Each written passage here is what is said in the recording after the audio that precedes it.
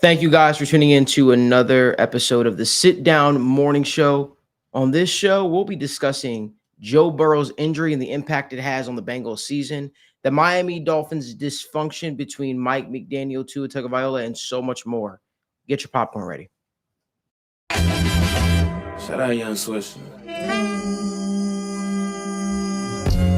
Get up, let me begin.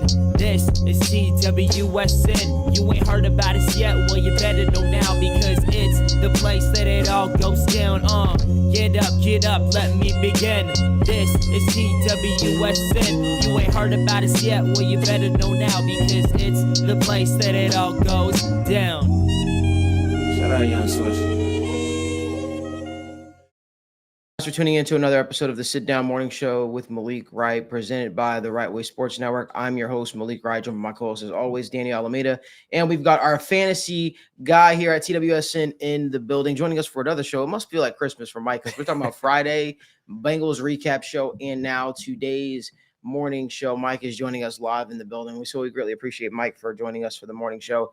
We got a lot of stuff to get into. A lot of crazy stuff happened yesterday. One of those crazy things impacts the Bengals season in a huge way, and we're going to get into it. We're going to discuss the outlook. While we got you guys here, if you guys could do us a huge favor, give this video a like, subscribe to the channel, and turn on post notifications so you guys don't miss when we go live or when we upload content. Remember, we have content going live every single day, but we are live on the morning show Mondays, Thursdays, and Fridays at 10:30 a.m. We are live for the State of the Jungle Bengals Strictly Only show at 7 p.m. on Wednesdays. On this channel, you'll get interviews, you get so much. But listen, enough of that. Let's start in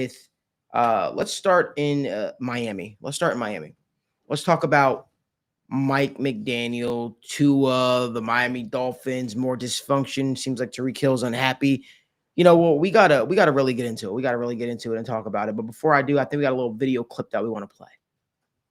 To win games, you have to win the game, not lose the game. Honestly, and that is how you lose the game. You're moving the ball down the field. You're 1st and 10, and then you find yourself at 2nd and 20. That was critical. I don't know if it's just me, but something weird is happening in Miami. There are people that are starting to speculate, that are voiced concerns. It seems as if Mike McDaniel is not all the way locked in for his team. I certainly have my thoughts, and I would hate to be that person that comments on anyone's overall well-being. But Daniel, I want to get your thoughts on Mike McDaniel. They don't seem locked in. They can't formulate sentences in press conferences. There seems to be a lack of honestly, if I'm being honest with you, just a lack of seriousness with that organization right about now. It seems like they're just kind of going through the motions. It felt like when they went out there and they acquired a guy like Tyreek Hill, the expectation was it was just going to fit like a glove. It felt like they were playing Madden to a degree. None of that has worked out beyond the first year. I want to get your thoughts on the entire situation in Miami, Daniel. Yeah, like you said, and you brought up a great point. You talked about the organization as a whole. There's a lot going on, and there's one specific part I want to touch on after we get to Mike McDaniel, but he's a part of the problem. He is. He seems like the problem. It is undoubtedly the hype around him has died down. They had a nice run. They've had multiple times where they look like a team that's catching fire, right? Obviously, the one season where they made the playoffs and they got crushed by the Chiefs in the playoffs in a below zero game, a game that was absolutely cold. I'm just not a believer in him. And I'm a believer in when your time is out with an organization, when your time is up, your time is up. And I think it's over for him in Miami. I think the quote unquote aura with him in Miami is out. And there is something to be said about a culture. I'm a huge believer in that. I know people say it's mythical and winning cures all. Yes, winning cures all. But in order to win, you need to have a good culture. You need to have a precedent. You need to have a baseline that your team can rally behind. And there were reports all training camp of this team just not looking like they're on their P's and Q's. You have stuff going on with Tyreek Hill. You have stuff going on with Tua. You have stuff going on with the defense. There's too many question marks around this team. And Mike McDaniel isn't the type of coach that I feel like is going to, take a team that is below average in talent and lift them to where they need to be. I think he is one of the better offensive minds in the NFL. I think we saw it in his early days. And I think there's still some remnants of that with this team. But the question for me is, can he take this team currently over the top? And hell no, he can't. It's over for him in Miami. And like I said, a huge part of this, what I believe, Malik, is they're at a point where they severely lack talent around their entire team. We know that they have Tyreek. We know they have Jalen Waddle. Devon Achane's one of my favorite running backs in the league. But when you look at their team as a whole, when you look at that offensive line, when you look at their defensive line, when you look at their cornerbacks, this is a team devoid of talent. And once again, I don't think Mike McDaniel can take a team from a baseline and raise them to where they need to be. I think he can take a team that is all worldly talented, like, let's say, a San Francisco 49ers of the past, or if he were to coach one of these other teams like the Baltimore Ravens, I think he could do fine. But the dysfunction with this Miami team, the lack of talent all around. Dan, I disagree with you. Really? Yeah, I disagree. Okay. I think that's a cop-out. No, Okay. I know you have been a supporter of the Miami Dolphins, but no, Yeah. I hear what you're saying. I got to push back on that. Okay. I think this Miami's team has a lot of talent on it. Okay. I think they have a lot of talent. I think they've done things to add to the offensive line. I think they've gone out and they've added the players on defense necessary. They went out and made one of the biggest trades of the summer, bringing back Minkah Fitzpatrick. They have done things to make this team competitive. This team is a competitive team. Yep. So I don't want to give a cop out to Mike McDaniel and say he doesn't have a competitive team or they're devoid of talent, because that can be further from the truth. The fact of the matter is Mike McDaniel is a good X's and O's guys. The issue is he's not a good leader. That's the issue. And that's what's rearing its ugly head. Being a young guy in Miami, right, and not being able to put it all together, and you got a team with so many egos and so many character traits, it doesn't seem like he's doing a good enough job of putting it all together. Yep. It seems like he's more of the cool guy versus the actual leader. And there's no fault of his own, so to speak. But I think there's some people that are so focused on what got them the job, right? Being offensive minded, having the ability to call plays and scheme guys open. His scheme worked brilliantly for Tua in the beginning, but the issue is when you add so many ingredients to the pot, you have to also be a master at managing egos and managing players. That's a big part of it. People think so much. So like, it's like if you get promoted from a job, you get promoted for being the top seller in the company, right? And now you get promoted to head seller, but this time you have a team under you. Well, if the team around you sucks, just being honest with you, what do? Do you just say, well, that's not my job anymore? Why? Because I'm no longer I'm no longer just a seller. I am the lead sales guy. I have a team under me now. No, that means you put boots to the ground. If things aren't working, guess what? You got to make it tick. It's the same thing. It's like when somebody isn't happy with the customer service that they get from a waitress and they say, can I speak to a manager?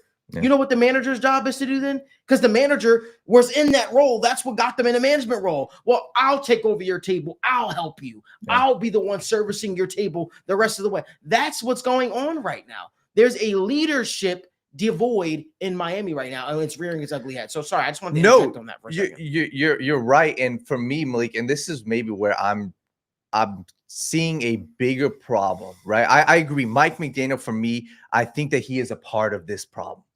But for me, my bigger concern with this, and I thought the analogy you brought up is fantastic about like a restaurant, right? And I agree with you. If that manager, if he's not doing his job or she's not doing his job, they should go. I'm with you. I think Mike McDaniel should be gone, especially now. I mean, they're 0-2, right?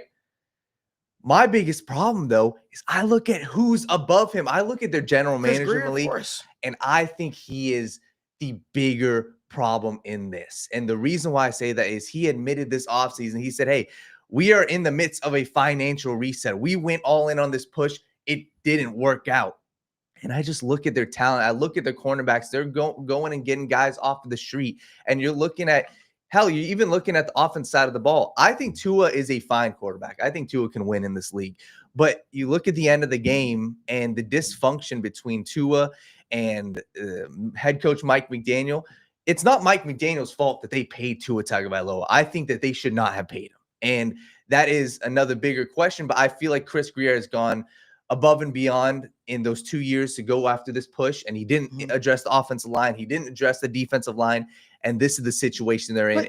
But at the same time, Yeah. they've tried to do things to put a winning football team out there. I understand if you want to get rid of Chris Greer, I won't argue that. That's not what I'm here saying. Yeah. But I won't listen. We all looked at this roster and we said this roster could be very, very talented. It's not like they just got rid of Jalen Ramsey. They brought in Minkah Fitzpatrick, one of the best starting safeties in football, right? They did things to try to field a winning football team. Did it suck that they lost Christian Wilkins to the Raiders? Yes, he's a free agent now. Whatever. We'll see what happens there. Yeah. Like the fact of the matter is, though, there are things that happened to this football team. But one thing I can't sit up here and say is I can't say that they didn't put together a winning football team. I'm not trying to say that necessarily that's a hill that you're dying on.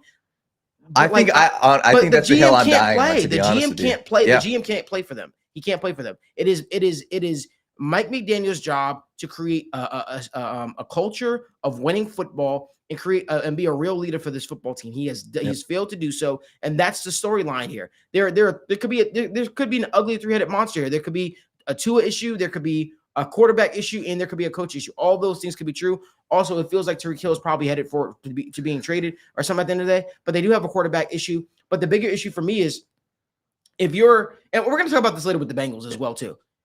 If you realize you have a quarterback issue or you're talent deficient at the quarterback position, it is your job as the coach to say to you, the GM, hey, I think we should probably get a strong backup in here for the just in case that might happen, just in case we need to make a switch, just in case we need to make a change. Because remember, all of this is implemented around your system and your belief in your said players. Mike McDaniel, for me, just does not instill belief when you see him in press conferences, when you see him on the sideline. He said yesterday in the press conference, he thinks he needs to do a better job at management. And it's like, dude, how long have you been on the job now? Mm-hmm.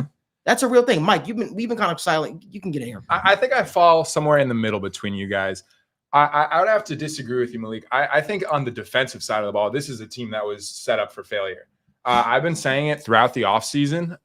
This defense, in my opinion, talent-wise, is objectively horrible. I'm happy we're having this discussion. Yeah, I think it's objectively horrible. I mean, at this point, they're running out with Storm Duck's injury. It was brutal before that. They lost 𝗕𝗘𝗪 in the preseason. I don't even think he's that good to begin with. Then they lose Storm Duck in the season opener. Now they're running out a cornerback tandem of the corpse of Rasul Douglas and Jack Jones. And the linebackers aren't much to speak of. A lot of people think the defensive line has some solid talent. Bradley Chubb, Chop Robinson, but they really haven't generated much pressure through 2 weeks. But I think at the end of the day, you can point to the flaws on the roster. I think the offense performed well against the Patriots. Efficient. We saw some explosives. I really liked what I saw of Devon Achane. But at the end of the day, I think that for certain coaches, their ceiling caps out at being an offensive play caller, an offensive architect. They don't have those leader of men qualities that you need to have in an offensive coach.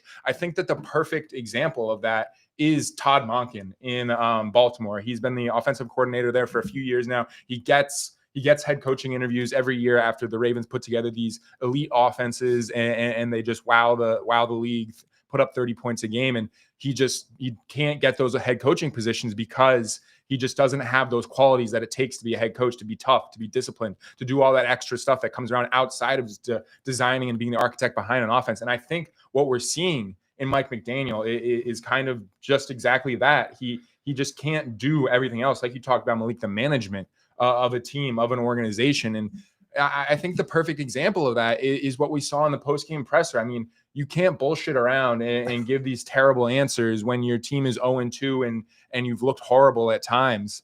Like he's saying, you win the game when you win the game and you lose the game when you lose the game. Like, what is that, Mike McDaniel? Like, you have to just man up and just take onus for what's going on and give direct answers about where your team has struggled, where they need to improve. So I don't think Mike McDaniel is in a position where he should be a head coach. I think he's been dealt a bad hand on the defensive side of the ball this season. But at the end of the day, there's only so many excuses that you can give. And I think it's pretty clear that Mike McDaniel's true colors are showing through. He can be someone who can design an incredibly explosive and incredible offense. But when it comes to managing the team and taking on the rest of those head coaching duties, I just don't think he's cut out for it.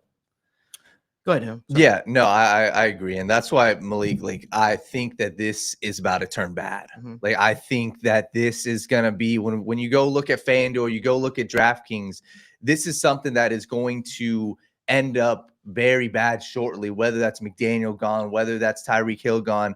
But like I said, and I think that it's Miami, they've got a bigger Mhm. problem. I don't know right now, how do you fix this? Because you have 2 under contract, Yeah. but you got to start somewhere. And So- yeah, I'm so happy we brought up all the things that we just talked about here, because I'm going to dispel a couple things Mike just said.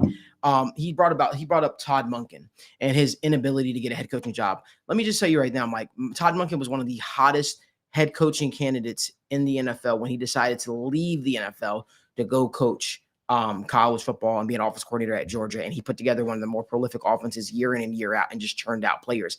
It was Todd Monken who wanted to leave the NFL. It was Todd Monken who refused to interview with NFL teams. He decided to come back when the time was right to the NFL. He's 59 years old too. Let's be honest with ourselves. He's 59 years old. And unfortunately, the way the league is turning, it doesn't matter how good of a play caller you are. These guys keep wanting these young coaches that they can grow with. He has that working against him. Right now, it used to be the cool thing to do to hire these experienced, veteran savvy coordinators in the league. It's the reason why, Dick LeBeau sucked as a head coach, but it's the reason why those guys didn't get jobs. The league is turning towards younger coaches more and more, again, because they're trying to adapt to the college game. And guess what? The college game is adapting more to trying to adapt more to the NFL. So they're hiring a lot of older head coaches. But Todd Monken's resume is second to none. Todd Monken has literally fostered some of the best offenses we've seen. He's adapted his play calling, and he's been successful where he's been. Him not being a head coach is to no fault of his own. That has everything to do with people ridiculing him for his age and him just not being a fit. That being said, let's talk about a greater issue while we're on the Miami topic. No one even discusses this, the loss of Vic Fangio, his awkward exit. He decided to part ways with Mike McDaniels. There was no real clarity given. Anthony Weaver was hired as the defensive coordinator for the Miami Dolphins, and that has been an utter failure. So I got to push back on a couple of things really, really quickly, guys, because I love the draft. I love the draft. We do a lot of work with the draft, and we put in a lot of time making sure that the things that we talk about, we know what we're talking about for the draft. We watch a lot of film. Zach Seiler is one of the more underrated players in the NFL. So I got to push back on that. Chop Robinson was one of the most lauded defensive ends coming out of the draft. The biggest thing with him was his weight. Would he be able to uphold at the NFL level? He was already looked at. People said he had great pass rushing tool set. You got to like what you saw. They brought in a veteran and Matt Judon, right? Who we know what Matt Judon has done, whether it was with the Patriots or when he was with the Atlanta Falcons. This guy's good for about 7 sacks, maybe for a season. The point I'm trying to make is he's a pro's pro. He does his job. Bradley Chubb is another guy they brought in, they traded for. Bradley Chubb, I know he's dealt with some injuries, stuff like that. Again, proven guys that have proven themselves in the National Football League. Jordan Brooks is one of the best young linebackers in football. I still, well, not young anymore. He's older, but when he was the Seattle Seahawks drafted him with a first round pick. He got to learn some great tutelage there. Again, I look at this Miami Dolphins roster, and I can't.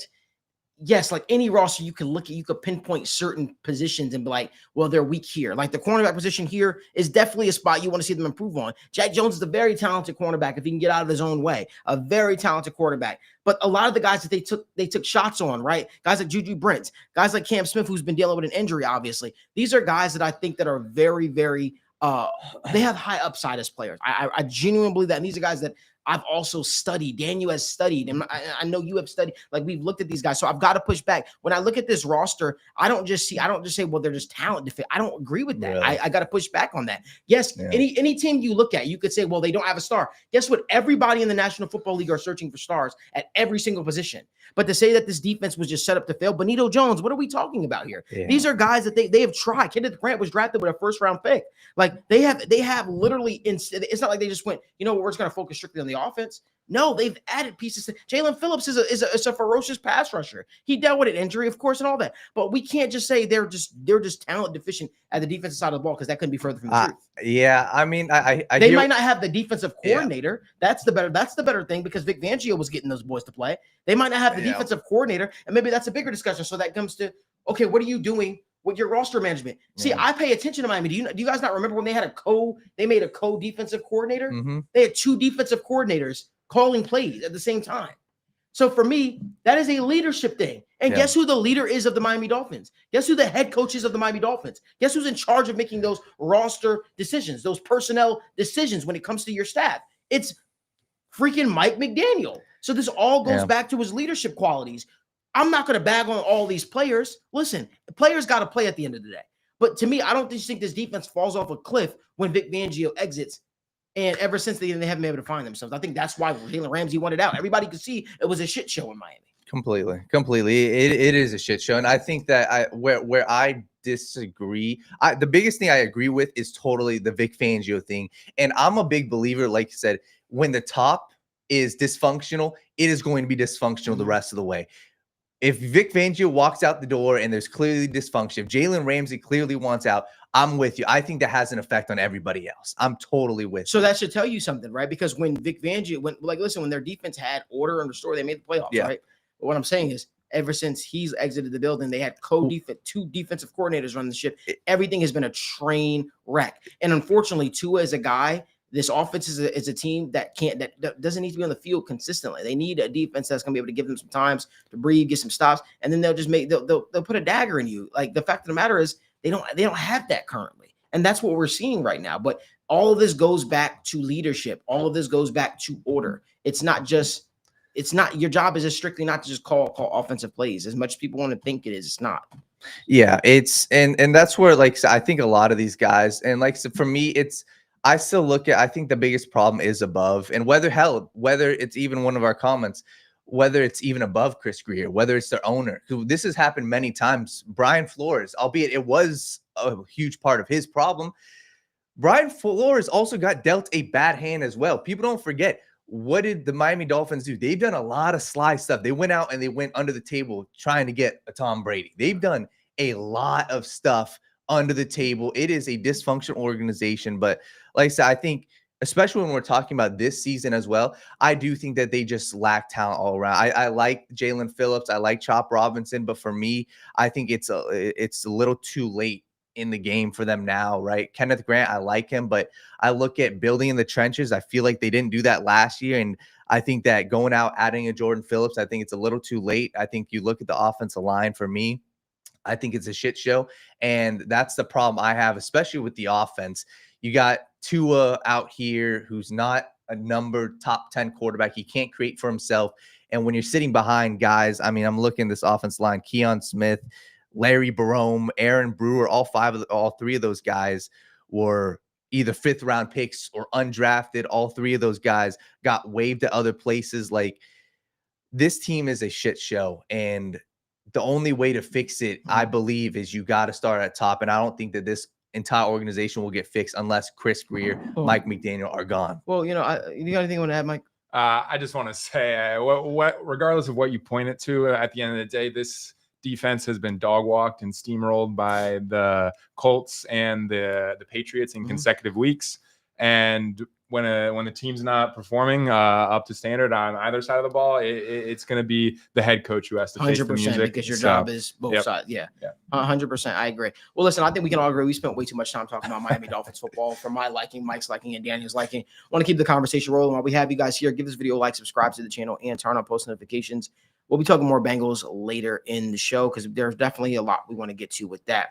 But I want to first go to Indy. I want to go to Daniel Jones. Daniel Jones seems to be playing on fire. 2 back-to-back games where he's thrown for over 300 yards.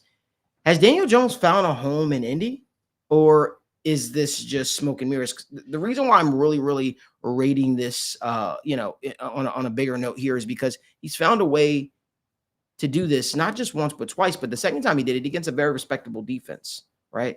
Very respectable defense with the Denver Broncos. So talk to me, boys. Do y'all think Daniel Jones found a home in Miami? More importantly, do you think Daniel Jones is the guy in Indy? Yeah, I said Miami by mistake. For me, this is a 3-part. I'll kind of make mine very simple. Throw their 2-0 record out the window. I don't even care about that. Look at how they performed, and even go back. Shane Steichen as a head coach he's been good. And for me, he's worked with Justin Herbert. He's worked with Jalen Hurts. Daniel Jones was never just a terrible quarterback. He had success. He took the Giants to the playoffs, and he had a pretty good season. He won a playoff game. He is a capable quarterback, but he's also not somebody we would all agree that is a top 20 bona fide quarterback. Malik, they're putting him in a perfect position. And I believe that he can be the next Sam Darnold. He can be the next Baker Mayfield that gets a big contract after this year. I was going to say Jake Browning could be that, but go ahead. Go ahead. We'll get to that. Yeah. But my biggest point for this, he has been phenomenal. He's currently leading the NFL in passing yards.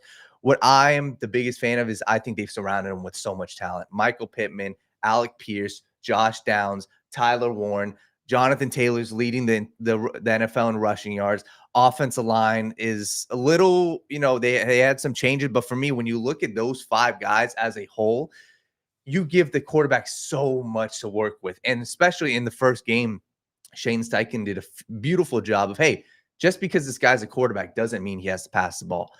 He rushed for 2 rushing touchdowns. That's how you get your quarterback and make life easier on him. But shout out to him. I think he's done a phenomenal job, especially against the Broncos, throwing for no interceptions. I bet on him to throw an interception. He didn't do that. I do think that he's found a home in Indy, and I think that Shane Steichen, they've got something good going on. And Malik, they have a real chance to win this division. And I think that is how you put your stamp. That's how Daniel Jones makes $20 million next year, because you got the Titans next. Then you got the Raiders, Rams, Cardinals, 4 of those very winnable games. This team could start off 4-2, and I think Daniel Jones is going to earn himself a big contract this offseason. Oh, wow. This whole Daniel Jones Colts discussion has bothered me to a pretty significant degree, honestly. I mean, give me a break with the Daniel Jones stuff. Can we please, for the love of God, just give Shane Steichen his flowers? I mean, this is all Shane Steichen, in my opinion. He comes from Philadelphia after putting together a top 3 offense with the Eagles. Obviously, he kind of walked into that job and he was able to have success thanks to the personnel that was already in place in Philadelphia. But then he comes in, and as much as I wanted to hold out hope for Anthony Richardson, the simple fact of the matter is that he could not execute the system. It's predicated on accurate throws underneath, timing, all that, RPO heavy. And Shane Steichen finally has someone who can execute it at a reasonable and acceptable level. And I just don't think that Daniel Jones is not a talent elevator, in my opinion. He's someone who can come in and play and just do exactly what Shane Steichen's asking him and telling him to do, and allow the rest of the pieces around him to do the work. Like you said, Daniel, the pieces around him are really, really strong. Not a single superstar receiver, but a handful of really, really quality ones, along with Tyler Warren and Jonathan Taylor. I mean, all the pieces are there for a quarterback to come in here and have success. And along with Shane Steichen, I just really believe that a lot of this falls on Steichen. This is what we would have been seeing if Anthony Richardson could just simply execute those 5 to 10 yard passes. I want to actually talk about that right here. So Shane Steichen's biggest thing is he's a quarterback developer. This is what he does. So understand why people aren't giving him that credit, because it's like, why couldn't you do that with Anthony Richardson? If your job as you're the guy that is coaching this guy, you're the guy that's developing this guy, why aren't you able to get that out of him? Or did you give up on him far too soon? Listen, I'm with you with the Anthony Richardson, because at some point the players got to play. But if you're going to give him praise, you also have to give him criticism. You have 100%. To. So for me, it can't be, you can't have your cake and eat it too. If your job as a coach is to elevate talent and to elevate players, well, why couldn't you do that with Anthony Richardson? I think it's just the simple matter of there's only so much you can do, but when a quarterback can't complete a 5 to 10 yard pass, I mean, like, what are you supposed to do with that? It's pretty clear. Anthony Richardson, his just accuracy issues were very, very apparent over the last couple of years. And I agree. I don't think Anthony Richardson was given a fair chance. I think that, it ended up being 15 starts before he got moved to the bench. But what are you supposed to do as a coach if this guy just can't, if you just can't complete the simplest passes that make your offense work? So I do think that there's reason to believe that and a lot of people were critical of Steichen in those first 2 years. But I mean, I just think I don't think it's a situation where we should be showering Daniel Jones with all the praise. Obviously, he's made some good throws. Obviously, he's executed. But I think that this is a quarterback coming in and just getting the most out of just utilizing what's been placed around him, what's been placed in front of him in terms of the coaching staff and the weapons, not necessarily. Daniel Jones isn't the reason that this offense ticks. I think it's everything else that's around him. Really? Oh yeah. I got to push back, because I think he's doing a little more than just executing the offense right now. I think throwing for 300 yards in the NFL is a little more difficult than we give credit to. And I think also doing it against a very respected Denver Broncos defense with the reigning defensive player of the year is even something that needs to be highlighted more. So I think that if you're talking about just going in and executing the offense, okay, that's something I'm expecting you to do. Don't turn the ball over. Just get us in favorable situations, kick the field goal, or score a touchdown, run the football. He's not doing that though. They're putting up a lot of points, and they're winning a lot of competitive. They're being competitive out there, and they're putting together a very good. They're putting together a football team. I don't think just strictly a game manager or somebody that is strictly executing the offense does that. That's just my thought process, though. I think he deserves credit. I don't think I'm not. It may have came off in how I explained it earlier that he doesn't. I mean, obviously, yeah, he's playing at a high level, but it's just. I think we're seeing why the Giants spent a first-round pick on him right now. Yeah. I'm just being honest. I think we're seeing why the Giants spent a first-round pick on him. I think we're also seeing why he got a second contract with the Giants before things went to shit. Yeah. I think that's what we're seeing. The narrative over the last 2 weeks, the thing that I take issue with, the narrative over the last 2 weeks is like Daniel Jones is him. The Giants were the reason, the problem. And obviously that's true to a degree, but I just don't think it shouldn't be all Daniel Jones. And obviously the quarterback's going to receive the praise from the media and the fans, but for sure. It's everything else that I think is uplifting him as well. Okay. I can respect it. Then you got anything you want to take away from that? My biggest thing is, I think, and you guys brought it best. The interesting part is the Anthony Richardson. I still feel like he's going to get a chance elsewhere. Pittsburgh. And that is, I'm very confident he's going to get a chance. And I think that's actually a good shout. At the end of the day, Shane Steichen was coaching for his job. And still is. And he feels who's best is Daniel Jones. And that's the part when a head coach and a GM, when they may not be on the same page, or when you're fighting for your job, you're not always going to give the guy who deserves it a chance versus Daniel Jones. They're 2-0 on Malik. I think they're making the playoffs. Wow. That's high praise early on. What I'm going to say is, let's see how this thing continues. Just know the praise that we're giving right now, it needs to continue, obviously for the remainder of the season. If you guys could do us a favor, give this video a like and subscribe to the channel. We're going to be talking some Bengals talk later in the show to talk about Joe Burrow's injury. A lot of stuff that we got to get into. But I want to talk about the Kansas City Chiefs, Patrick Mahomes. Are they in trouble? Yes. Are they in trouble? They're 0-2, right? They lost against the Chargers to start the season, and they lose yesterday to the Philadelphia Eagles, albeit it was a tight game, closer than what it should have been, in my opinion. But are they in trouble? This is a world we have not seen just yet. We have not seen the Patrick Mahomes-led Chiefs in this sort of situation where their backs are against the wall. And they have a Giants team coming up next week that you look at it on paper, you say, oh, they're going to beat the Giants. But the Giants were rolling yesterday against the Dallas Cowboys. You talk about playing with your hair on fire. That is what Russell Wilson and those Giants, team was doing yesterday before it all fell apart in overtime. The question is, can the Chiefs find a way to pull out a victory? And I'm being honest with you, in years past, I would say 100% this is a 100% a bounce back game. And while I'm expecting the Giants to fall short this game, I could totally see a world in which the Giants win this game as well. Daniel, what are your thoughts? They're 1,000% in trouble. And they are a team right now where their quote unquote, their aura is gone. And you even look at inside their locker room. I mean, Travis Kelce is continuing to throw a fit. Patrick Mahomes, I at least appreciate what he said on the mic of how he didn't blame Kelce for the interception when it clearly, in my opinion, was on Kelce. He took the onus upon himself. But these were two very good teams that they played. The issue that I have is these were games that they won before. These were games that in prior seasons, they'll win at least one of these two.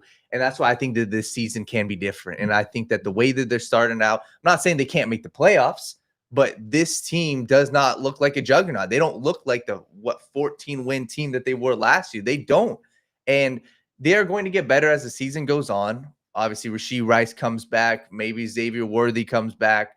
But this team, their offense looks stagnant. This offense looks putrid at times. Isaiah Pacheco rushing for 2 yards a carry. Kareem Hunt rushing for 3 yards a carry. They're not getting these, third and short, fourth and short. This offense looks putrid. And the hell, you even go look at the defense side of the ball. The Chargers game was more of a glaring issue for me than this game was, but they just are struggling. The cornerbacks are struggling at times. And I am concerned about this team because they didn't pull out these close games. But like I said, I still think that they'll get it together, and be in the playoff race. But as one of our comments said, their division got tougher. You have the Chargers. Obviously the Raiders are playing today. They could move to 2-0. The division is tough, and we've never seen in the Mahomes era a Chiefs team in the wild card. Yep. How does that look? And I think that these added factors is what makes me concerned for the Chiefs, because we don't know how they look without the home field advantage. We don't know how they look with a busted up Travis Kelce. We don't know how this team will look in the playoffs, and that's where my concern lies. I think this team is going to miss the playoffs. And like we talked about, never before 0-2 in the Patrick Mahomes era, and it just doesn't get easier. Like you talked about, the division just so much tougher.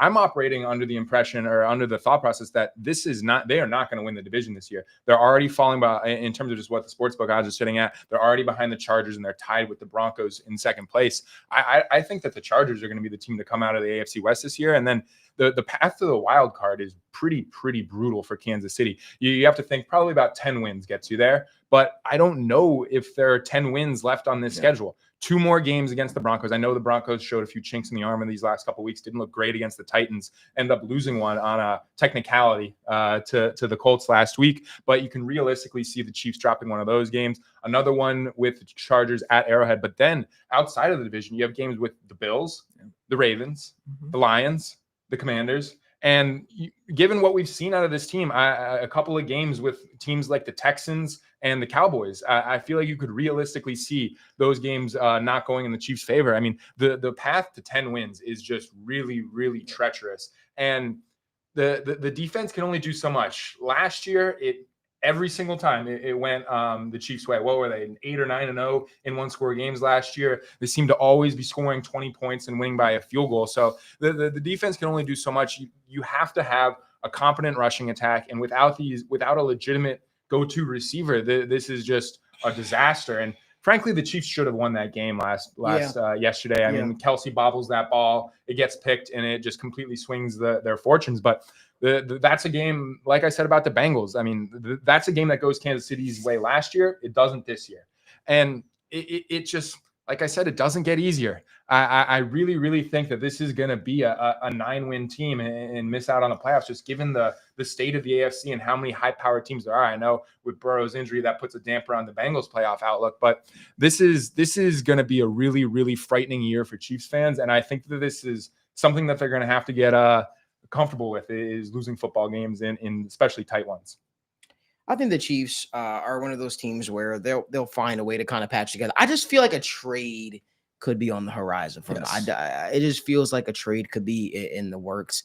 There is a receiver right now that's disgruntled where he is. There is a guy that they've had a lot of success with in the past, and it would just seem like the stars are aligning for something like that to happen. If it becomes too much of a head case, too much of a headache, could you see Tyreek Hill wind up back in the Chiefs uniform? It wouldn't shock me one bit. It would not shock me one bit. But I do think I do think that Veach and all, I think that they're not one to sit with their hands on their hands too long. They've had too much success. The standard has been raised too high for me to just write the Kansas City Chiefs off just yet. I think we could see something drastic coming down the pipeline very shortly. But the story, we'll see what sort of takes place with that. If you guys could do us a favor, give this video a like, subscribe to the channel. Want to move on over to our takeaways from NFL Week 2 before we get to obviously Bengals talk and a few other things as well. Takeaways from NFL Week 2. One of my big takeaways was Bijan Robinson, man. Bijan Robinson is a guy that I think could wind up winning Offensive Player of the Year, guys. Just seeing the way the Falcons are utilizing him and how much they're relying on him, I was really impressed with his game, his ability in the receiving game, his ability, obviously, in the run game. He took over that game yesterday. I know this might be a little bit of an overreaction, but I do think Bijan Robinson can shock. What are you guys' thoughts on that? You hit the nail on the head. I think that's a fantastic shout by you. I think that, I mean, once again, I'm gonna read too much into it. Saquon Barkley, everybody saw the clip that he said about Bijan Robinson, and I believe it, man. The way that they're utilizing Bijan Robinson, this guy is a game record. This guy is a game breaker. You look at Week 1, took a play to the house. This dude can make plays, and it's not like he's just a running back. So when you look at the other competitors, Derrick Henry, I think, should be in that conversation. What does he not do? He doesn't really contribute in the receiving game. Derrick Henry should be in what conversation? Like the offensive player of the year. I think Didn't he have 6 yards yesterday? yes, but that was one game. I still You believe can't put together that type of performance and win. it's week 2. It's week 2. I'm just being honest. As a Yeah. running back, especially in your 30s, they're not going to give you that. It's week 2. I'm still believing Derrick. I agree on the week 2 sentiment. I mean, we see all of these awards every year swung in the last month of the season. You string together 4 or 5 games down the stretch. That week 2 dud, it's like it didn't happen. But I'm with you, Bijan Robinson. Like we got a pro Daniel and Mike team over here. Listen. Okay. Well, for me, like I look at, I'm a believer in Derrick Henry. I think he's going to turn around. I mean, he's still. Sure. I mean, he's got his record, his history has proven that he can turn it around, but he's not on the same level as Bijan Robinson. Through 2 weeks, he's averaging 110 rushing yards a game or something like that. Who? Henry had what, 180 in week 1? Yeah, I guess so. I guess you're right when you say that. Yeah, but I just think right now the way.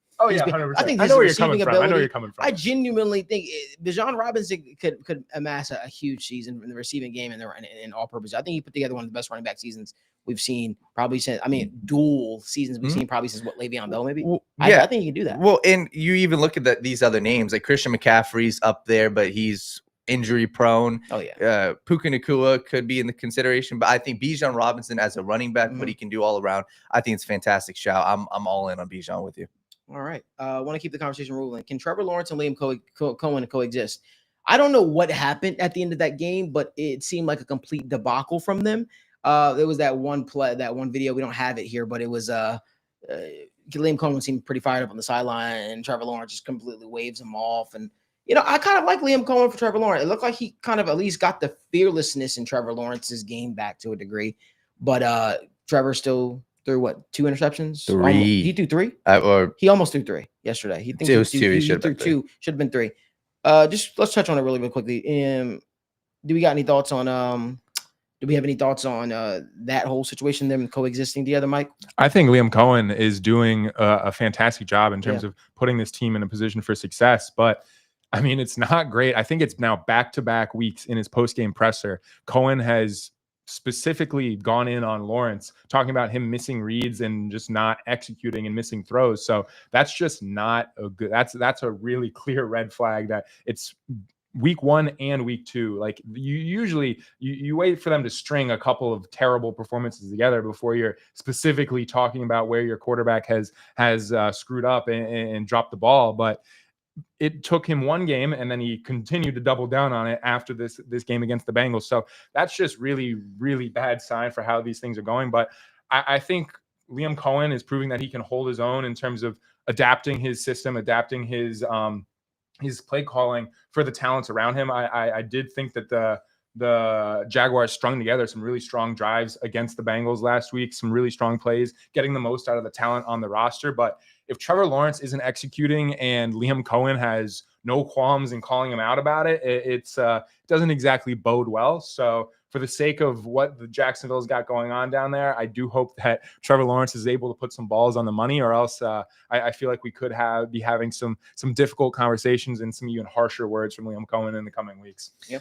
Yeah, I think we will be having those conversations. Like I think that they'll be, somewhat fine in the grand scheme of things. I think that this is an average football team, and I like their defensive line, but I'm concerned about the Trevor Lawrence. So we'll see how they put it together. But like I said, I just don't. Why'd you call him the Trevor Lawrence? Because I was going to say the Trevor Lawrence. I was like, oh, is he a legend or something? Trevor Lawrence. I was just going to say, man, I think that we could enter conversations this offseason where, hey, maybe they're not considering it, but it's, hey, is Trevor Lawrence the guy everybody thought he was? And I don't think so. The Trevor Lawrence. The man. That was great. Keeping it going on our quick week 2 takeaways. Is there a bad bet between the Lions and Ben Johnson? You talk about running it up. They did what I virtually do to Daniel when we play Madden. I haven't played. They ran up the score. Look at this video too.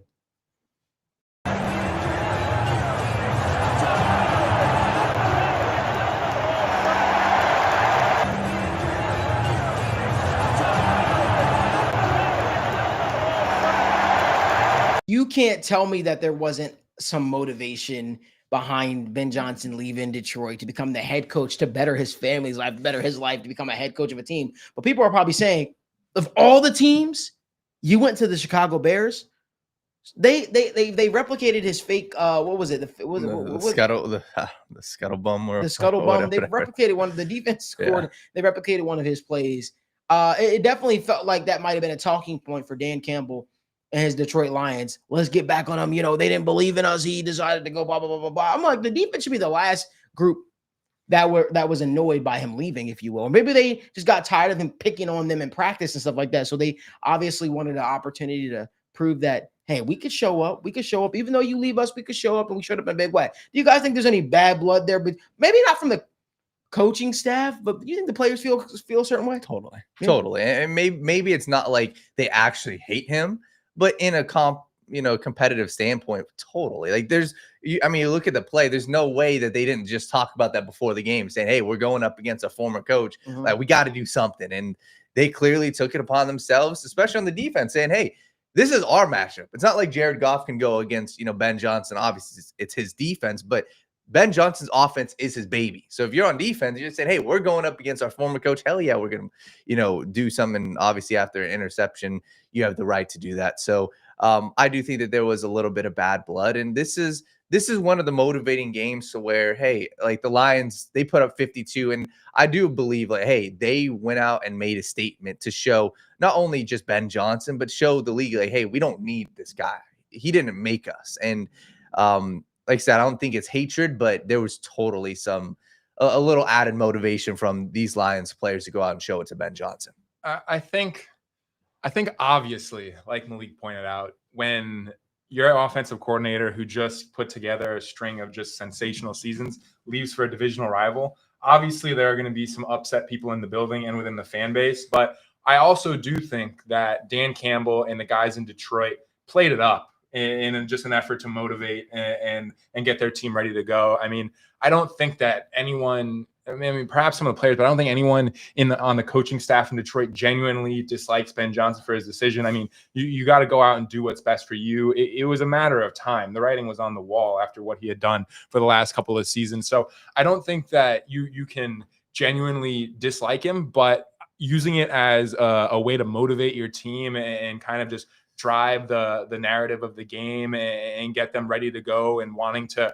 just show them that they're still the top dogs in the NFC North and that the Bears are still the bottom feeders, unfortunately. Obviously, that goes a long way in getting your squad ready to go. But I don't think that there's anything legitimate here. I mean, Ben Johnson went out of his way, or not necessarily went out of his way, but addressed it in the postseason or in the postgame presser, asked about them going for it on fourth down to push it into a 50 ball. And he said that's what they do. Of course he's going to say that. He got to see them boys again. He don't want no smoke. He's going. So I don't think it's anything too serious. Yeah, I don't think so either. We're just having a little bit of a tongue-in-cheek moment here on the show. But move on over to our Monday Night Football bets. Our next topic for everybody. I know you guys want us to talk Bengals.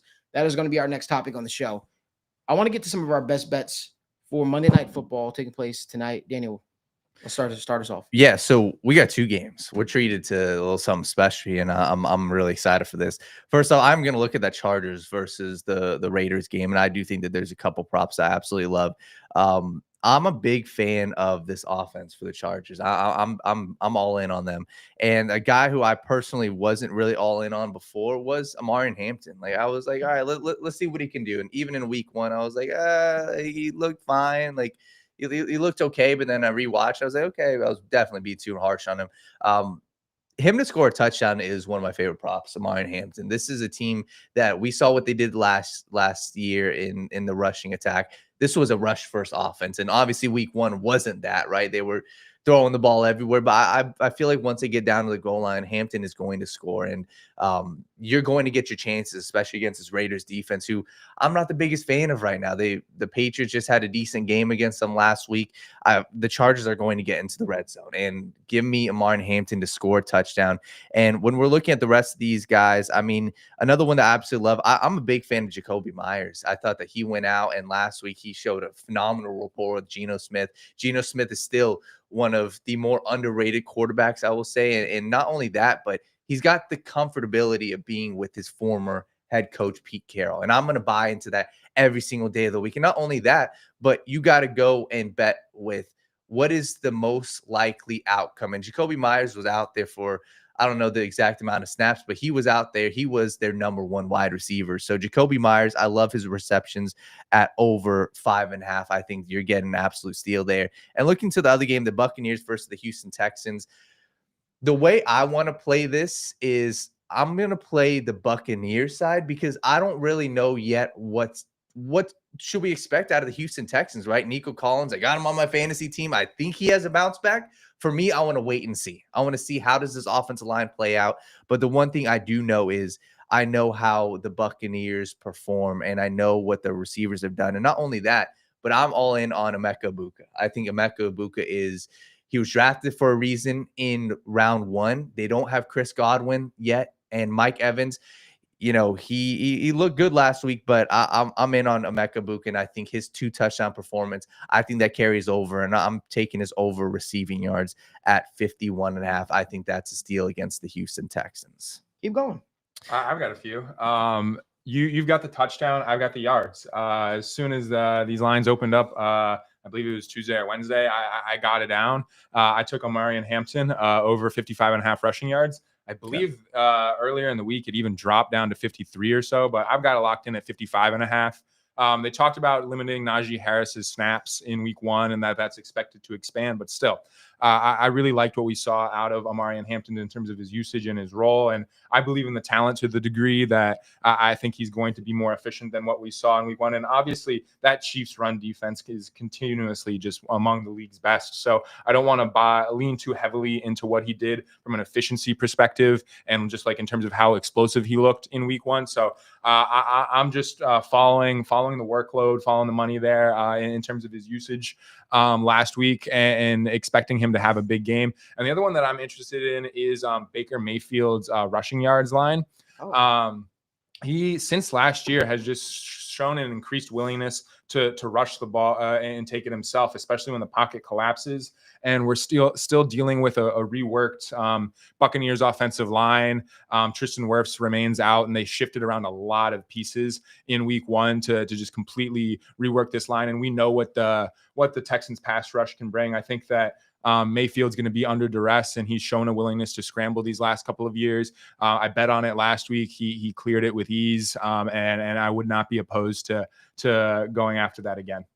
For sure. And even a couple others that like Bucky Irving it wasn't really, a surprise that he scored a touchdown last week, but it was a surprise that he got all of the work for me. I mean, I like Rachaad White. I like Sean Tucker. Sean Tucker, I believe, had 1, if not 0 touches. Rachaad White probably had 2 rushes the entire game.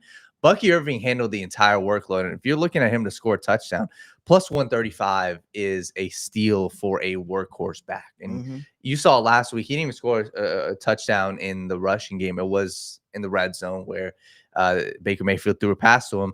I think plus 135, like I said, for a guy that's on the field 60, 70, 80% of snaps, give me that every single day against the Houston Texans. So I like Bucky Irving to score a touchdown. I'll touch on a couple things. I think I'm flirting with the idea of Brock Bowers over 6.5 receptions. I just feel like he's going to be one of the guys who's going to continue to eat. Jakobi Meyers is a play too that I'm looking at. I don't know if I'm completely sold on that just yet, but I'll tell you plays I am sold on. Justin Herbert over 1.5 passing touchdowns. I think he does that. I think he throws actually 3. I will sprinkle a little bit on that. I think Brock Bowers will score a touchdown today as well. I like Ladd McConkey over 5.5 receptions. He's the one guy. It's weird for me. With Justin Herbert, he just does not take the easy reads. He will not throw to his tight ends. And as much as I want to say, hey, take Tyler Conklin over 2.5 receptions, it's easy. That's just not Justin Herbert's game for whatever reason. I really was hoping that that Vegas would have made the lines a little bit more favorable for Keenan Allen. I like Keenan Allen at 4 receptions. I don't like him at 4.5 receptions, but I do think Ladd McConkey gets majority of the work. I do think that they take shots deep down the field. Over on the Buccaneers side, I like, to Daniel and Mike's point that Texans defense is going to be coming after Baker, especially with that rework line. I like Cade Otton actually to have an okay game. I think he has 4 receptions. I can get that at plus money. And I think also Bucky Irvin's going to get his receptions too. I think at 2.5. So those couple of plays that I really like. As always, if you guys want our full play, subscribe to the TWSN Patreon or the website where we will have all of our plays up. We greatly appreciate you guys for keeping a lock with us.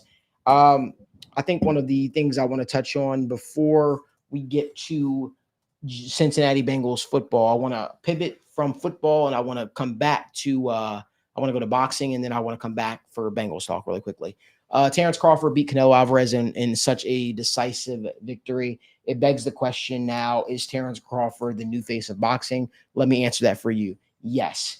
The face of boxing could have been guys like Errol Spence, but Errol Spence doesn't seem like his heart is in it anymore after losing to who? Terrence Crawford. It could have been Gervonta Davis, who has the stardom being with the team Mayweather the whole 9 yards, but his love for boxing doesn't seem to be in it. He's a guy that's fighting Jake Paul coming up next, right?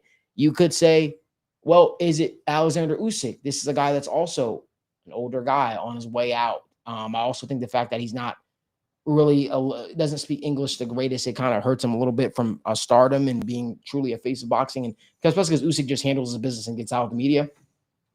I just look at it time and time again, though, man. It just seems like when we look at it, man, there isn't enough stars to really step up. I like guys like Teofimo Lopez, right? I like the idea of him. I like a Shakur Stevenson, although his fighting style leaves a lot to be desired for boxing fans. At the end of the day, man, I think that we were really blessed to have a Floyd Mayweather. I also think that we were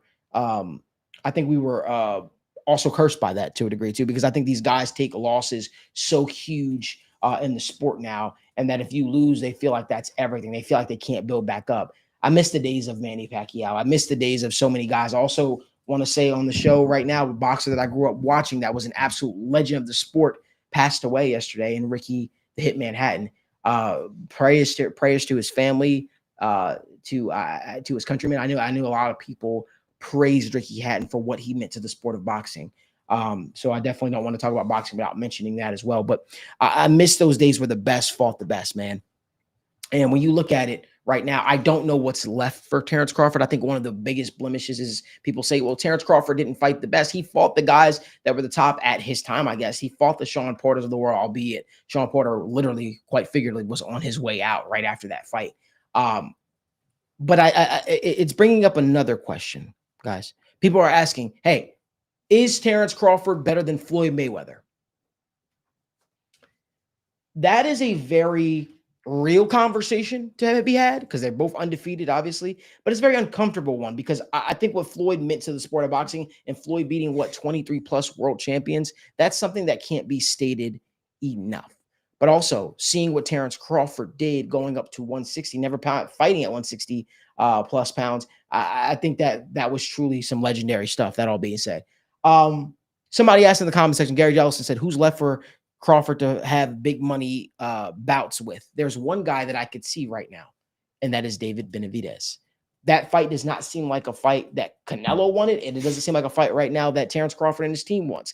It seems like Terrence Crawford might be facing retirement. We have no idea. Terrence Crawford is 37 years old, but to say that he dismantled Canelo Alvarez would be truly an understatement. But never forget who put the blueprint out on how to beat Canelo Alvarez first. It was Floyd Money Mayweather, and I think that's what we saw. Although Terrence Crawford fought with a similar style, Terrence Crawford had the power to keep Canelo off of him, the power to make Canelo respect him. And I think it's also just a victory that ages a little bit better for Terrence Crawford because Canelo was considered to be in his prime.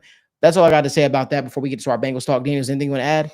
Yeah, I think that the only thing I would add just on that from more of a broad overview when you talk like a Floyd versus Terrence Crawford is the impact on boxing. Like you said, like for me, like that was one of my favorite boxing fights I've watched, Crawford versus Canelo. But when we talk about pure impact for me, I mean, growing up, like I said, I wasn't really into boxing. I heard Floyd's name everywhere. Yeah. And he made boxing into an event, into a global. But boxing was already boxing, right? Let me be very clear. Muhammad Ali and the likes of that, Mike Tyson did that kind of stuff. But I'm talking about making it more of like a spectacle. That was Floyd Mayweather. The reason why boxing get paid what they get paid without having to cut out with now being able to cut out the middleman and all of it going into the fighters' pockets is because of Floyd Mayweather buying himself out of the Bob Arum contract at Top Rank and saying, you know what, I'm going to start my own thing, Mayweather Promotions. I'm going to fight the top. I'm going to make it happen. I'm going to partner with these Showtimes, these HBOs, and I'm going to be the face of boxing. Floyd did that. And I think that's why when we talk about talk about this in such a large scale. I think that's why the conversation is so dynamic. Man, if you want to talk about skill for skill, if anybody could have probably beat Floyd and they both in their prime, it might have been Terrence Crawford. Terrence Crawford has the power. He has the skill. He has the IQ. He's just so technically sound. So want to just give my flowers to Terrence Crawford. What a great performance. A great performance, shocking the world of boxing. Want to move on over to Cincinnati Bengals talk really quickly though, guys. And we know that's why a lot of people wanted to tune into the show today. Does Joe Burrow injury ruin the Bengals season? That is the question of the day. Joe Burrow went out in the second quarter with what is being now talked about as turf toe. I want to be very, very clear about something because there seems to be some conflicting things.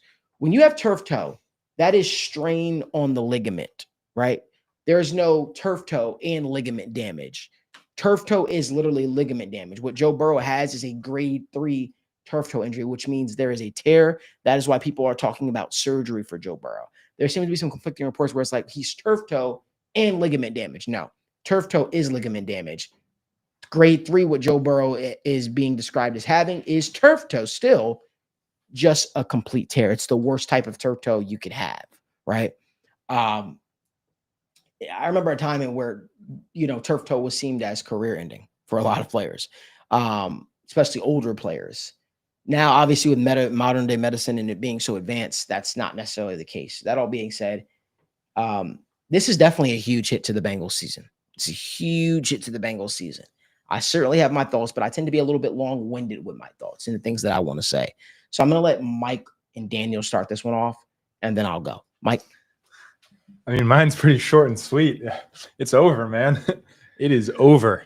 I mean, I see some people out there talking about Jake Browning going out, rattling off some wins, keeping this team at around 500 for Joe Burrow to come back and be the savior down the stretch, week 15, 16, 17, 18. First off, I just want to be just hope everyone's on the same page. To my understanding, 3 months is the optimistic timeline.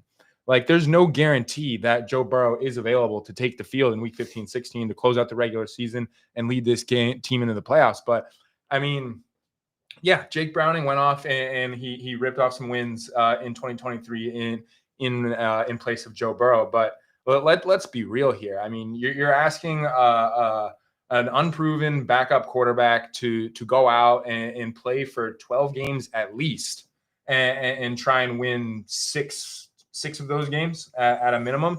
And you just look at the next month. The next month is absolutely brutal. We play some of the NFL's premier defenses. If the Bengals walk out of that stretch and are 3-4 and somehow don't drop all 4 of those games, I mean, I would be shocked. But at the end of the day, if you're banking on Jake Browning to have the Bengals in a position to where they are winning games and Joe Burrow can come back and somehow let them creep into the playoffs, I mean, I think you're delusional. I really think you're delusional, or you're just so incessantly just a massive Bengals fan that you just can't see the reality of the situation. The reality of the situation is that the season's over. I hope that they tank for draft picks and we get a top 10 pick in the NFL draft next season. There's just not a world where Jake Browning can play through some of these matchups and play possibly all 5 divisional games. I know some of those come later in the year when Burrow could theoretically be back. I'm not banking on Burrow being back for the end of the regular season. You're asking Jake Browning to go out and basically lead them for the rest of the regular season, put together a winning record. I just don't see a world where that happens. You can bank on, what was that, a 7-game sample in 2023. You can point to that all you want. I mean, we see plenty of stretches where players look good for 7 games and then their true colors have come out. The reality of the situation here is, while he is a good backup quarterback for NFL standards, he's a backup quarterback. He is not someone that you want to be leaning on to win games. I think that they can get something out of Jake Browning given the situation with the weapons in Cincinnati, but with a defense that is uninspiring and a backup quarterback in place, this is a losing football team. They were already teetering on the edge of being a losing football team with Joe Burrow under center. It's going to be a complete disaster, and I hope they lose out and get the best draft pick possible. Wow. Okay. Wow. Wow. I respect it, Mike. I'm respectfully, I'm gonna call bullshit on that. I am. And I respect where you're coming from when you see a team being in the middle tier, you're saying, hey, you would want that top 10 pick. Yeah. Because it would, I respect where you're coming from. For me, it's bullshit just because you're 2 games into the season, you're 2-0. This is going to be the test for Zac Taylor, right? I don't believe that football is a one-man show. Football is 22 men. It is 11 guys on offense, 11 guys on defense. Quarterback is the most important position, yes. But for the Cincinnati Bengals, they hired Zac Taylor for a reason. You hired Dan Pitcher for a reason. Brian Callahan got a job for a reason in Tennessee. He got a job because of the performance he did with Jake Browning. You better bet your ass, and this is for the Bengals, you better bet your ass that Dan Pitcher and Zac Taylor can do the same thing, because respectfully, there's a lot of other coaches that can step into the situation. I believe they can lead this team to the playoffs. You have Ja'Marr Chase, you have T. Higgins, you have Chase Brown. This offense is extremely talented. They are. This is one of the most talented offense in the NFL. No fan, Mike Gesicki. You should be able to make the playoffs, or at least be in playoff contention. That's what I'm talking about. I'm talking about being in playoff contention come week 15, come week 16. Because I agree, if Joe Burrow does not come back this season, you're probably not winning the Super Bowl. You're probably not winning multiple playoff games. But for the unknown right now, as a fan and as somebody who's watching the NFL, I'm not going to root for the team with the unknown that Joe Burrow may come back saying, hey, I want this team to lose. That's me. I'm not, because I still believe in this team. I believe that there's a chance you can pull out wins, because when I was in the situation that they were in 2 years ago with Jake Browning, for me, I thought it was over. I thought it was wrapped. And then what happened? They rattle off a couple wins that you probably shouldn't have won. And you rattle off games where you're saying, holy shit, how the hell is Jake Browning winning this game? Listen, I saw Kenny Pickett make the playoffs. I saw that with my own 2 eyes. Kenny Pickett, who I believe is not a better quarterback than Jake Browning, I saw him make the playoffs. I've seen Joe Flacco make the playoffs. I've seen Daniel Jones make the playoffs. If those guys can make the playoffs, I'm very confident that Jake Browning can at least not be lead this team to only 5-6 wins. That's what we're discussing, right? Being a bottom 10 team is 5-6 wins. I don't think the Cincinnati Bengals are that, or at least right now, I'm not banking on that with them starting out 2-0. So for me, listen, I'm with you that Joe Burrow, this injury should 1000% damper everything with the Cincinnati Bengals, but they're 2-0. And quite frankly, I have to look at Zac Taylor and Dan Pitcher. They are fighting. Zac Taylor is fighting for his job. At the end of the day, if they don't make the playoffs, Zac Taylor should be gone. So I'm going to look at them and say, hey, if you are fighting for your job, you have to do everything in your possibility to make this a winning football team. And I look at their schedule. It is brutal. And are the odds stacked against them? Yes. Entering week 3, I'm just not banking on this team not being a winning football team. I'm not, because I can look at the game. Hell, who's to say they go out into Minnesota and they win? If a team starts out 3-0, what's the possibility that they make the playoffs? It's 75, 80%. That's what it's meant in the NFL in recent years. So for me, I'm not going to go out here. And once again, Mike, I respect what you're saying, but as a fan, I can't do that yet. If they were 0-2, yes, I would be on the same train as you. I would say, hey, you're 0-2. The possibility that you make the playoffs is less than 25%. Okay, maybe it's time to pack in. And I ain't packing in shit, Mike. I'm not. I'm not packing it in. I think that you've got Ja'Marr Chase, who just got the bag, T. Higgins. I'm not packing it in. I think that this team, it is going to be brutal. It is going to be difficult. But week 2, I was proved wrong before by saying teams should pack it in. With the potential that Joe Burrow has to come back, with the reports, I'm going to hold out hope. And I'm going to see, hey, I need to see fight. Because if the Bengals don't make the playoffs, there's going to be change. Zac Taylor should be fired, because this has happened too many times. And I'm just not ready to pack it in. So I've got more I can say, but I'm looking at this saying, hey, they got to show me. Zac Taylor has to prove to me that they are going to lose these football games. And come week 6, if they are 2-4, I may be on the same train as you. But for now, at 2-0, I can't pack in. I can't. Why you got a rebuttal? I mean, just what's the ceiling with this football team? You're so first off, there is zero guarantee that Joe Burrow is available when week 15, week 16 rolls around. That's an optimistic timeline, but you're sitting at probably, like, I agree with you. With Jake Browning under center, this is not a bottom 10, bottom 5 football team. I don't think that's the case, but that's what I want them to be. I just don't think that there's a ceiling with this team with Jake Browning under center. Hopefully it's week 14 and we're sitting at 5-8. We've already had our bye week.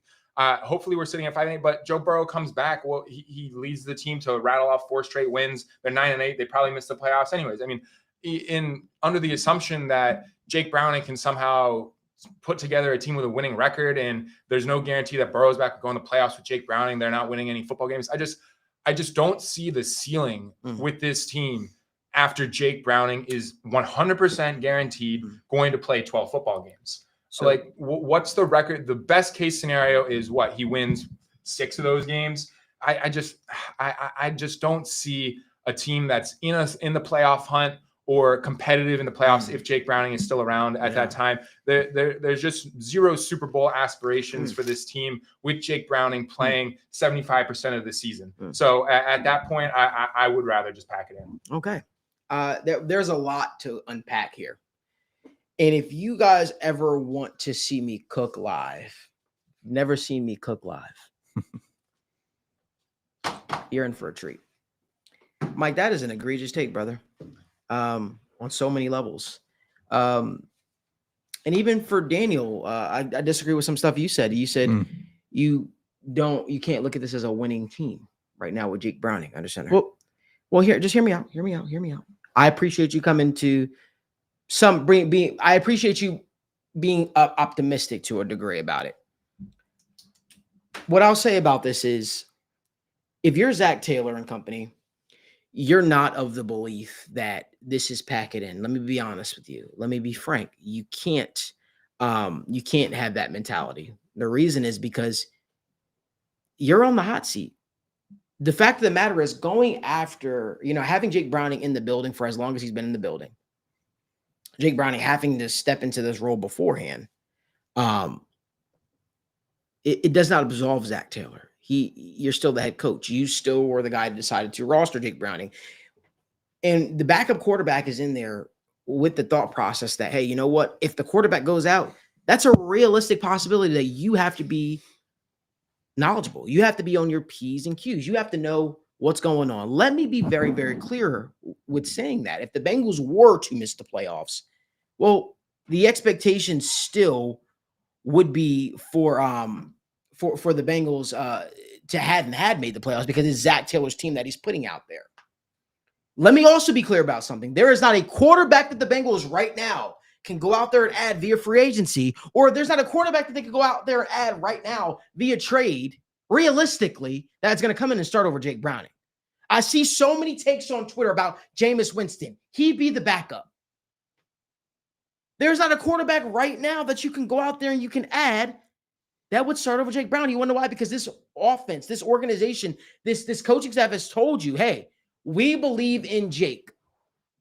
We believe in Jake. He has quarterbacked all challenges and all comers. He has proven that he is the guy we believe in. Also, guys, this is not foreign to us. We've been in this spot before. Jake Browning's had to come in, unfortunately, and win games for the Cincinnati Bengals team. Packing it in at 2-0 is egregious. It's egregious. For me, the way I see it, I view it a little bit differently. I think that as long as you have what Mike told me the other day when we were sitting down watching the game, a competent quarterback, and he said, that is what Jake Browning is, I believe you should be able to put out a sufficient offense. Let me talk about the positives for a second. You should be able to put together a sufficient offense with Jake Browning. He's been the backup to Joe Burrow. He's been in meetings. He's had to prepare. He's also been in this spot before. The Bengals are sitting at 2-0 with everything still in front of them. And here's the best thing about the National Football League. Players got to play. They don't pack it in just because an injury happens. We've seen so many storylines between, quarterbacks going out of a game and then a backup quarterback having to come in. And guess what? Them having to find a way to string out victory. We saw it with Nick Foles.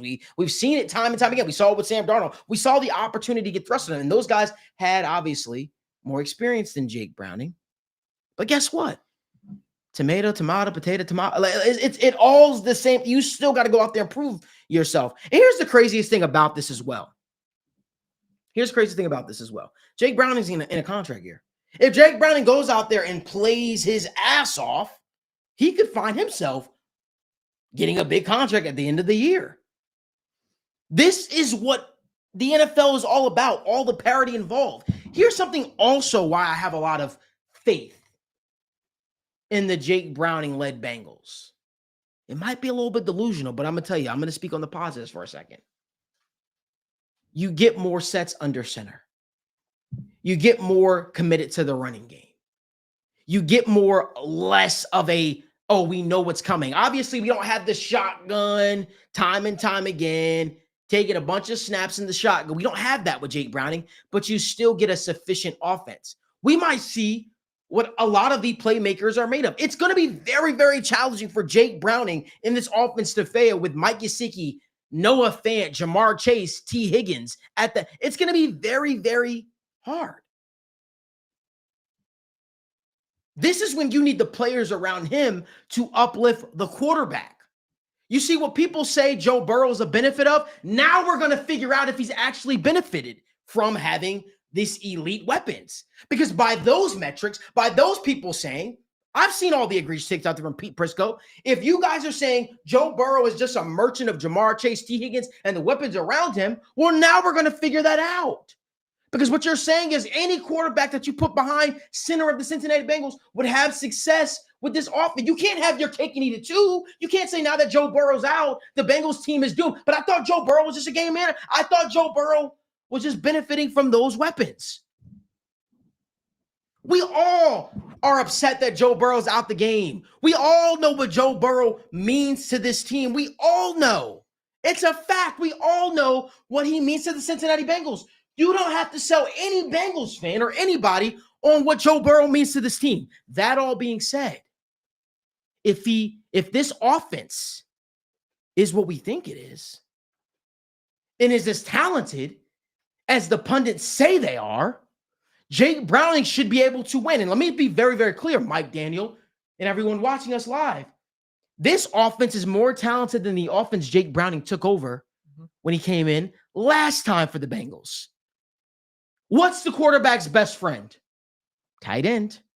So you know who should eat in this offense? Mike Gesicki and Noah Fant. They should be heavily featured. Go to your favorite sports book. Go to your casino and bet the goddamn over on Noah Fant and Mike Gesicki season props, because those are going to be the guys that are going to eat with Jake Browning at the helm. I say all that to say, for some weird reason, Zach Taylor and company turns into Sean McVay when Jake Browning's in that offense. What you need from Jake Browning is what Mike was saying Daniel Jones basically offers. You need a guy that's going to be able to take care of the football, not make mistakes. The game looks a little bit different if he doesn't throw. We all feel probably a little bit better if he doesn't come in and throw 3 interceptions. But also, this was a guy that was not expected to be thrusted into action. He looked a little bit different in the second half. So no, I don't agree with packing it in, because guess what? What you're saying, if you're a Bengals fan out there and you say, pack it in, look at yourself in the mirror, because basically what you're saying is the rest of the guys on the roster don't matter. What you're saying is we're not talented enough to win with the rest of the guys on the roster. That's what you're saying then. Why else did you go out there and pay so much money to keep Ja'Marr Chase and T. Higgins? It's for moments like this. So I think that this Bengals team is talented enough. I think they're offensively sufficient enough. The questions still are on the defense. Can the defense get enough stops to make it happen? But I think they're talented enough. I think they can still compete. I think they have too much talent on this team. And let me be ultra clear. Let me be super clear. Zach, you were afforded the opportunity to remain the head coach of the Cincinnati Bengals when Joe Burrow was injured before. This cannot be an excuse now. Tay said, don't fall for the bait, fellas. I'm not falling for any bait. I'm just a guy that's a football junkie that watches more film than the next. And I can tell you right now, this team is way too talented to just pack it in. That's my thoughts. That's my mic drop moment. At the end of the day, this was still Zach Taylor's idea to have Jake Browning be the backup. This is still Zach Taylor's team, and this Bengals team is sitting at 2-0. What are you made of? What are you made of? I'm not going to deal with hypotheticals or whatever. It sucks. Joe Burrow, we all know what he means to the Bengals, and we know what he means to the NFL. It sucks. But in large part, hopefully, Joe Burrow, Zach Taylor, whoever's in company, they decide to wake up from this thought process. I'm operating with the mentality Joe Burrow's not coming back for the rest of the season. And I'm also operating with the mentality is that the Cincinnati Bengals don't find a way to make the playoffs and make a push. Well, the next time we see Joe Burrow back in stripes, there will be a new head coach at the helm. Mm-hmm. You still got to play. You still got to win. Boys, the setting couldn't have been, I mean, obviously, with dealing with Joe Burrow's injury, the setting couldn't have been any more perfect. He goes out with an injury. The Bengals are 2-0. You had the rest of the season. Could you imagine if Joe Burrow goes down week 5, week 6, week 7? He goes down early enough in the season. You have enough time, and you're at 2-0. You have a cushion. You have enough time to get it right. You have enough time to rip up whatever game plan or whatever offensive philosophy was Joe Burrow centric to make it more Jake Browning friendly. You have enough time for that. And guess what? Now we're going to figure out what kind of coach Zach is. Because guess what? If Zach can't find a way to win without Joe Burrow, he should not be the head coach of the Cincinnati Bengals. That is what my thoughts are. Got to find a way to win. And you got to take it one game at a time. I want to get to some of these questions, Daniel, if we can. Yeah, for sure. So we had some questions, a lot of questions. We appreciate everybody tuning in. A couple of people like Disco Potato. A lot of people are asking, do you think that this team is are they good enough to overcome Zach Taylor? I think that Zach Taylor is a noticeably better play caller with Jake Browning in the game than he is with Joe Burrow. I think there's too much control, too much Joe Burrow focus centric. I think you're. Let me go back. When Zach Taylor took over as the head coach of the Cincinnati Bengals in that first season, it really was a lot under center. It was a lot of running the football, play action, marrying it together. When Joe Burrow took over, they said, you know what, let's rip it all together. Let's do what you did at LSU. Let's do what you like. Joe, at some point, and this has to be the bigger note, the Bengals still managed to get to 9 wins last time Jake Browning took over. They still found a way to be competitive. This has to be a wake-up call for them as a whole. Who gives a fuck what that dude loves? You can put it together, but at the end of the day, you're the head coach of this football team. You got to find a way to win. You got to find a way to win. And guess what? Sometimes you got to protect. I said it like yesterday. You got to protect people from themselves. And maybe that might be involved. Maybe that involves you lining up behind center, running the football down people's throats, or trying to, and marrying it together with the pass game. If you're uncomfortable, so be it. But there's a reason why he's the most hit quarterback in the National Football League. There's a reason why. And all of that ain't always just an offensive line. It's a weak-ass excuse that's being used by people over and over and over again. Guys just don't forget how to block. At the end of the day, Zach Taylor, for some reason, his offensive philosophy, his game plan changes and shifts when Jake Brown. It's like he actually becomes the head coach of the team. Go figure. But we'll figure it out. Continue down. Yeah. And even on that point, too, for me, this is just it always seemed like Zach Taylor was this cloud over the Bengals, not in a bad way, but hey, like the what if? Like, is this the guy? We're going to find out. And that's the one thing, at least one of the positives I'm taking away from this is, hey, if the Bengals would have gone this season, Joe Burrow would have been healthy. Maybe we don't know how this works. We are going to find out. There is going to be a conclusion at the end of the season what Zach Taylor is. And that's at least one thing I'm looking forward to. But we had a question. We had a couple questions from Elise and some other people. Joe can't stay healthy. That's a problem. Do you guys think that this is Joe Burrow being injury prone? I don't think that there's really such a thing as injury prone outside of things that are like recurring and the same thing and like chronic knee injuries, back injuries, whatever it might be. But obviously with Joe Burrow, this has been a bunch of one-offs. It was a knee, a wrist. and now a toe. And the weird part is that like these two, the wrist and the toe, are two unprecedented injuries that you just never really see in quarterbacks. But I do think that part of his play style is conducive to getting hurt and just plays a role in him having these season-ending injuries.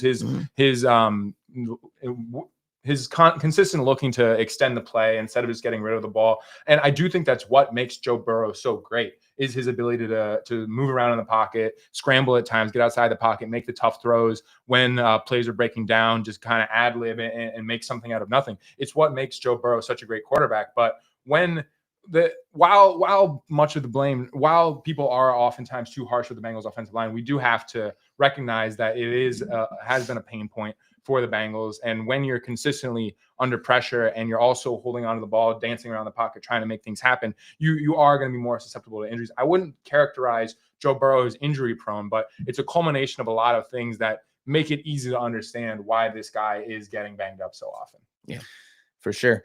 We had some questions about people saying, what do the Bengals do at the backup quarterback position now that obviously Jake Brown needs a backup? Obviously there were reports, apparently they're looking at free agent quarterbacks. I agree with you, Malik. I think you got Jake Browning's the guy, at least the starter. It's just looking for a backup. There's no way anyone walks in the building and, given his experience in the organization, takes over. Yeah, unless you're going out there and you're going to make an unrealistic trade for an unrealistic player like Kirk Cousins that you're willing to take on that contract, which is $10 million guaranteed the following year, which the Bengals are not doing. Jake Browning is the starter. And guess what? That's the hill Zach Taylor, Dan Pitcher, and company have to die on, because they had if they had any reservations about him, they could have went out there and did something different. They chose not to. So this is the reality. And honestly, you have to have some type of confidence in Jake Browning, knowing he was able to do some improbable things last time he was thrusted into the spot. That's all I'm saying. So it's not really and this is a more talented offense. We said this is the better offensive line, which we all can agree upon. You're hoping to see better from him. So continue. Yeah, for sure. And even just looking at free agency, there was two names, Malik, that I didn't mention when we were talking about this before, but like Mike White and Ryan Tannehill, those are two of the interesting names as backups that they're still out there. So I'd be curious to see who the Bengals end up bringing in, whether it is like a Desmond Ridder or whatnot to be the backup. Some people are asking, should the Bengals consider drafting a quarterback, whether for a backup or a starter?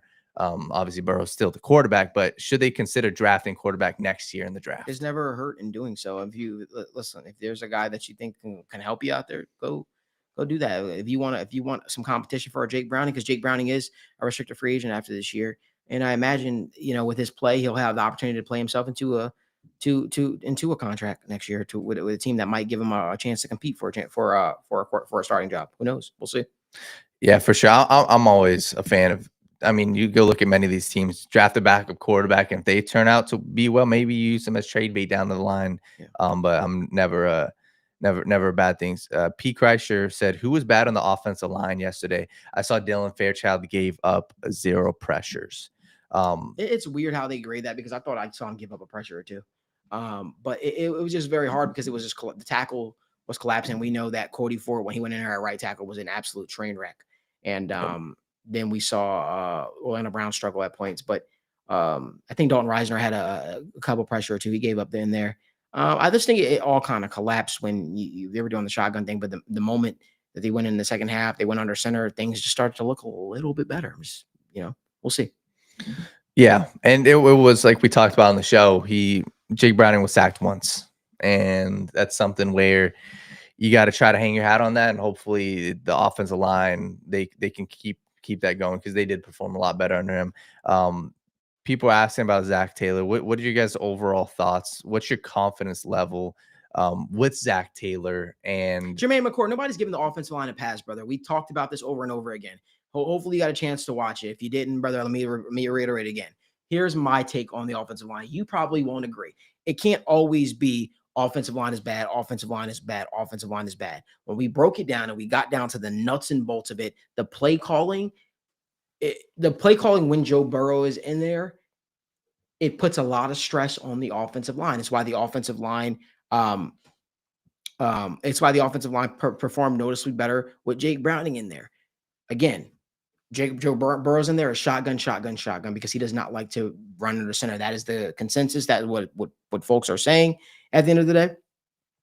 So they run a lot of shotgun passes, and they started the game passing the ball, which allowed the defense to immediately rush the passer out of the back. They started off, then they ran the ball out of shotgun, get stopped behind the sticks, and third down, they're in a third and long situation. They pass again. Any offensive line would struggle under circumstances like that, but that is how the Bengals offense is constructed. Is what happens often enough.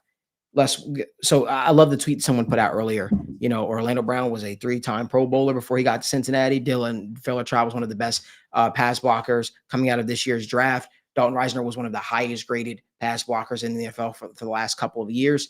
And Amarius Spence, we all know what he is. These guys just don't forget how to block coming in. But I think the offensive scheme that is centered around Burrow's play style and what he likes creates a lot of stress on the offensive line because it forces defense not to earn the right to rush the passer. So right off the bat, they already understand when it comes to the Bengals, we're going to tee off. We're going to have opportunities to rush the passer. And God damn it, what if they go out there and they start sending blitzes? Then it just becomes an absolute chaos out there. So at the end of the day, with Jake Browning, the reason why they're having a little more success is because they're running under center. Teams are also blitzing a lot less, but they're forcing defenses to pin their ear back because they don't know what the Bengals might do. The Bengals might do rollouts. The Bengals might hand it off to the running back under center. And then they still have the ability to, obviously run plays out of shotgun. But when you're consistently a shotgun, you force wide receivers to have to win man-to-man coverage right off the bat. And you're also forcing for your quarterback to have an outlet, have a guy that he needs to throw down to. Before a guy like Joe Burrow, who's always looking to make plays down the field, he tends to hold on to the ball a little bit longer, which leads to more quarterback hits, which leads to more quarterback sacks. I hope that makes sense. Daniel. Yeah. Some people are asking, I mean, we touched on this a little bit, but what concerns you and what gives you hope when you look at the Bengals schedule? And I mean, Mike, you can obviously touch on this, but for me, I think you got to look, this is one game at a time, but I'm looking at the next 2 games. The next 2 games are the most important because this is what can give you more of a cushion because the following couple weeks, it gets brutal, right? You get the Lions, you got the Packers, but I think these 2 road games, Minnesota and Denver, these are tough games, both elite defenses, but you've got to come out with at least you got to come out with a win against one of these 2 teams. But this schedule, it's not like you're going to look at this and say there's easy games. And there's not. No game in the NFL is easy, but you just have to put yourself in a position. You just have to you just got to win these games. And like I said, I think there's the hope is the last 3 games of the season. That's what I look at. I look at Miami, Arizona, and Cleveland. And I say, hey, you just have to put yourself that you're in somewhat of a position to make the playoffs come the end of the season. Yeah. And you're going to have to win games against these great teams. You like, there are great teams on the schedule. So anything else on the schedule that you want to point out, Mike? I think we can chalk up these next 4 games to probably 3 losses, in my opinion. I know you want to push back, but it's not that. I just think you're being overly negative. Like if I'm being honest, I think you're being overly negative, and I think a part of that is you want the Bengals to lose because you have an agenda, and that's fine. You can have an agenda, but like to say that this football team can't compete or can't find a way to get wins out of here, I think that is couldn't be further. I don't think that they can't compete. My problem is with the ceiling of this football team. Well, what is the ceiling of this football team with Jake Browning? We don't know. But what we do know is that last time Jake Browning was in there, the Bengals found a way to rattle off 9 wins, and that was in the midst of them struggling. That was in the midst of them coming off of losses. Every single game, everybody thought the Bengals were going to lose. But no, listen, I am the biggest critic when it comes to this. But to have agendas of we want the Bengals to lose, so then by default, the next 3 out of 4 games are all losses. Listen, at any team in the National Football League, you have a chance to win. The most improbable thing, nobody had the Colts beating the Denver Broncos. No one had that. What I think enough talent has been surrounded offensively that Jake Browning should have some success. The Bengals defense has been operating, getting a lot of turnovers this past week. If they can keep that going, we can see victories here. But at the end of the day, I don't want to stay on this too much because it's very clear where you are wanting them to lose. You were very clear about that. So it's very hard to ask that question and get an honest response of how will the Bengals fare in their next 4 games when you have already stated what's your intentions, or you're very clear where you want the Bengals to end up. I don't think that's a very fair question to ask. I think me and Mike see it very differently. I'm of the belief that this team has built enough talent. Same thing around Joe Burrow. Jake Browning has practiced with these guys as well. They have enough talent to where they can find a way to rattle off victories. Does it suck? Yes. Is it going to be hurtful to, not have Joe Burrow in there 100% because things become a little bit tougher. things become a little bit tougher. But they should still be able to find points. They should still be able to put up points on teams because they have the best wide receiver in the National Football League, because they have the two-headed monster at tight end, and because they have, at the very least, a very good fit, if not one of the best 50-50 jump ball receivers in the league in T. Higgins. I think that this offense can still find success. It might look a little different, but I still think they can find success. Yeah, we got a bunch of questions, and I'm just going to rattle off some of these. So once again, feel free to jump in. But like Benjamin Harrison said, this may sound crazy, but what about trading for Shedeur Sanders? I mean, he's the quarterback 3 on Cleveland. No, I wouldn't want to give up draft capital for any quarterback 3 in the league. Completely. The issue is nobody's coming in and starting over Jake Browning. He's how long has he been here? Like 4 years. Yeah. There's no one. Yeah. There's no one. Yeah. But yeah. So listen, guys, we want to thank you guys so much for tuning in to another episode of the Sit Down Morning Show. Remember, we're live every single Monday, Thursday, and Friday at 10:30 a.m. Eastern time. Obviously, there's still so much to unpack, still so much to get into, so many mixed emotions and mixed feelings about this whole thing. And we're going to make sure that we get into it as well. State of the Jungle will be live at 7 p.m. this Wednesday. Listen, let me know down in the comment section what you guys' thoughts are on everything. I want to know. I want to hear from you. We want to hear from you. We appreciate you guys for making the Sit Down Morning Show a part of your regular routine. Give this video a like, subscribe to the channel, turn on post notifications so you guys never miss when we go live or upload content. Well, and I don't want to say that. There's only one way you should be waking up, watching sports, talking sports, enjoying the conversation, and that is the right way. We'll see you guys next time. This is 𝗕𝗘𝗧𝗏. You ain't heard about us yet, well, you better know now.